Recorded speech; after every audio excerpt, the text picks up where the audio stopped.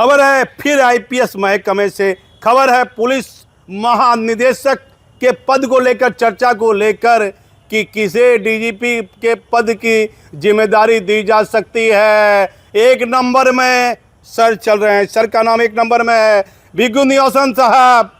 केंद्र में एक महत्वपूर्ण पद पर डीजी के पद पर तैनात हैं और दबी जुबान से एक आईपीएस ने कहा है यदि राज्य सरकार उनको डीजीपी का पद देती है तो निवासन साहब बिहार लौट जाएंगे, अपने केडर लौट जाएंगे यदि राज्य सरकार डीजीपी का पद उनको देती है तो।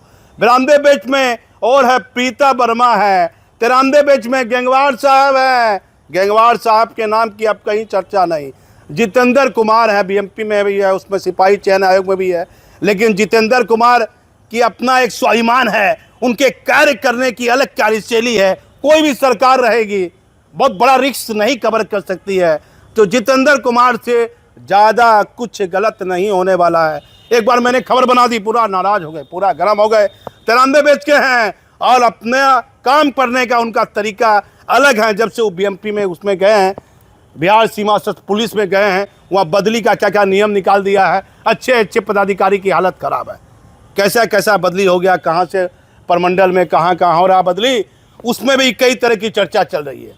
तो एक बड़ी खबर हमारे पास में आ गई, इस बड़ी खबर आ गई कि गुप्तेश्वर पांडे जब बिहार के डीजीपी हुआ करते थे तो उस समय कौन आईपीएस पदाधिकारी विधि व्यवस्था एडीजी के पद पर तैनात था, नाम मुझे याद है, लेकिन मैं आपको बताऊंगा कि वह आईपीएस पदाधिकारी अब बिहार लौटना चाहता है।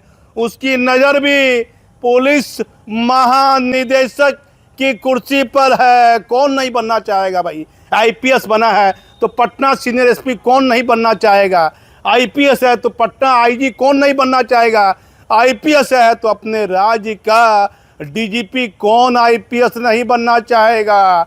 एक और आईपीएस की चर्चा आ गई जिस पर हर कोई व्यक्ति विश्वास नहीं करेगा, केंद्र में तैनात है, केंद्र में तैनात है।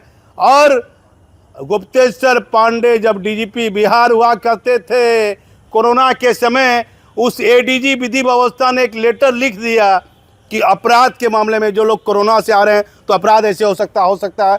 बाद में उन्होंने सफाई भी दी। वह आईपीएस पदाधिकारी भी डीजीपी के पद को लेकर काफ़ी चर्चा में है। पुलिस मुख्यालय में पुलिस कर्मियों का वेलफेयर का काम रुका हुआ है। नीतीश कुमार बदल गए, सम्राट चौधरी भी आ गए। इनका भाषण तो बहुत बेहतर है, बहुत अच्छा भाषण देते हैं, आम पब्लिक के प्रति ठीक है, कोई अहंकार भी नहीं है, हर व्यक्ति के साथ फोटो भी खिंचाते हैं। भागलपुर से भी कुछ लोग गए मिलने के लिए, पत्रकार उसका सबसे मिलते हैं, मिलने का स्वभाव सरल है, लेकिन कुछ दस्तावेज पढ़िए सम्राट चौधरी जी, लंबा अनुभव मेरा है, दस्तावेज को अध्ययन कीजिए। पुलिस आईएएस और आईपीएस के कोई गंभीर मामला हो, उसके दस्तावेज की फाइल को अपने से अध्ययन कीजिए। उसमें जो जिक्र है, जो बातें सामने आई है, उस बातों पर भी राज्य के मुखिया को अमल करना चाहिए कि जब मैं मुख्यमंत्री नहीं था उसके पहले ये बातें आई थी। तो क्या सच्चाई है, कुछ पुराने लोगों को बुलाइए, वर्तमान पदाधिकारी से सलाह लीजिए, जिसकी सलाह उचित लगती है, जो उचित निर्णय है उस पर उचित निर्णय राज्य के मुखिया को लेना चाहिए। पुलिस महानिदेशक के लिए हमारी ये चैनल पर ये चर्चा बनी रहेगी।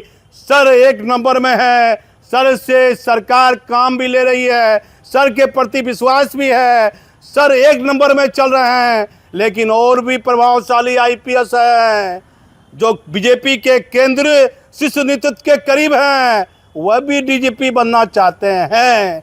तो कौन बनेगा डीजीपी, कौन होगा पुलिस का मुखिया, सच बताएंगे। अब हमारे चैनल पर बने रहिए। मैं भागलपुर से दीपक नौरंगी।